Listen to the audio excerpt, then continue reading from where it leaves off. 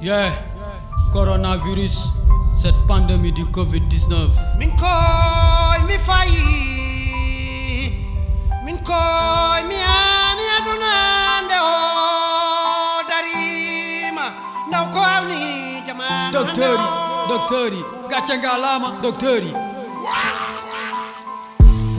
tey ngeen dee maa ngi ñëw man la coronavirus yegsi naa ba noppi su ma lay songu dooma gis dara duma soppi daw leen ak seeni xel amul jigéen amul góor ku ma dajal dama lay fel maa leen gën a saay-saay ci mag ak ndaw laa gën a aay ku ma jàpp dama lay rey man la Covid-19 wala coronavirus xam naa fi ma leen di jaar ba daan leen damay bàyyi ba ngeen dajaloo ma dugg seen biir faat leen ku woote ngeen ma ñëw takk mbaa dëj ma ñëw julli jumaa sax ma ñëw microbe laa boo dul gis hey ñaan ñi joxe loxo lay bañ a gis sa poumon laa naan sa raax dootoo noyyi tàngal sa yaram bakkan yi sotti sa put di metti aw ma garab kenn mënu maa faj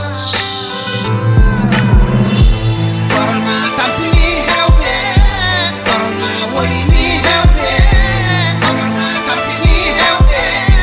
corona woyni hewbe corona tampini hewbe